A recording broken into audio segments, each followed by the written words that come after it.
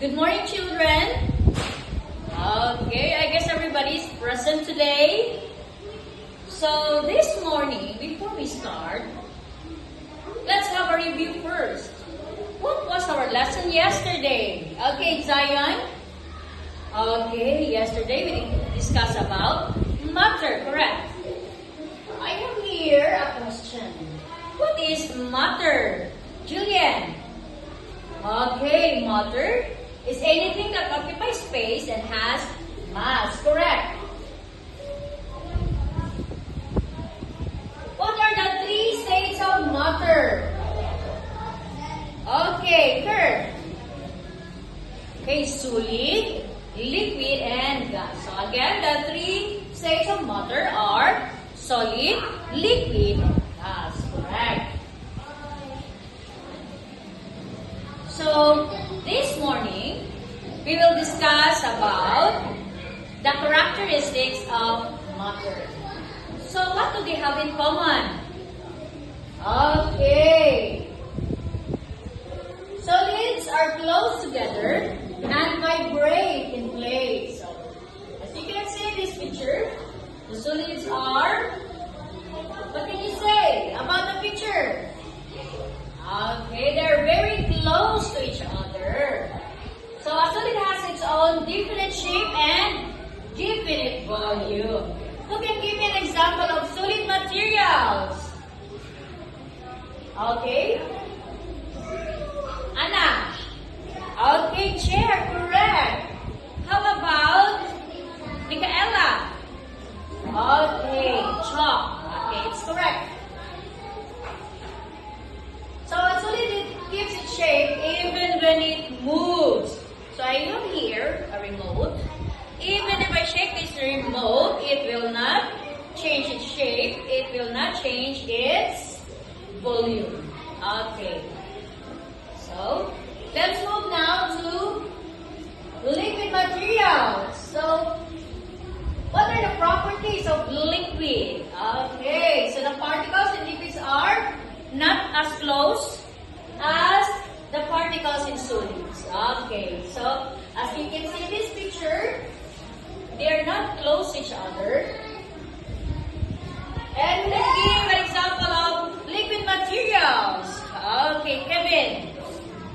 Okay, juice, correct. How about Anna? Soft drinks, correct. So liquids have a definite volume.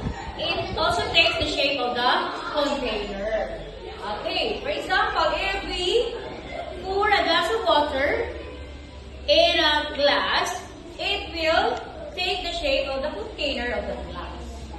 Next, liquids can be poured from one container to another. Okay, the third one, we have gases. So, the properties in gases is that the particles in gases move freely in all directions. So as you can see in this picture, the particles there can move freely. So gases have no definite size or shape. A gas takes the shape of its container. Okay. A gas will fill all the space inside a container. So for example, if you're blowing a balloon, if the shape of the balloon is heart-shaped, then it will also take the shape of the balloon, which is a heart shape.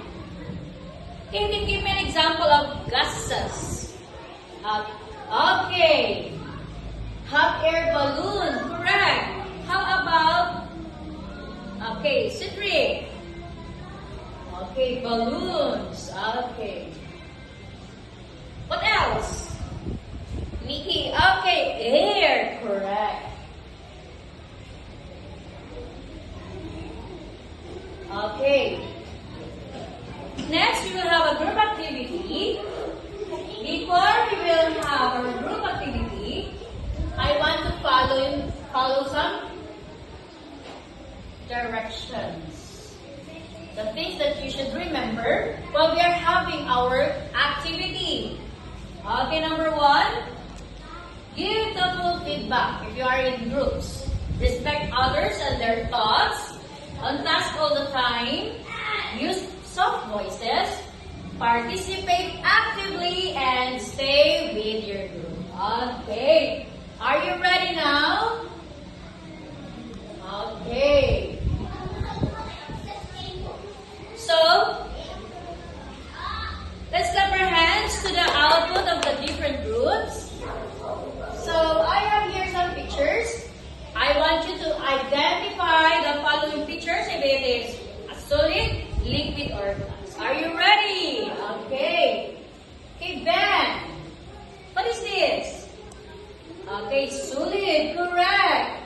Next, fire extinguisher. Okay, gas. Next, oxygen. Okay, correct. Gas. Okay, how about a glass of water? Okay, Anna, it is liquid. Correct. Okay. So, do you have any question, class? Okay. Again, what is matter? Okay. Cedric, anything that occupies space and has mass. That is correct. Again, what are the three states of matter? Okay.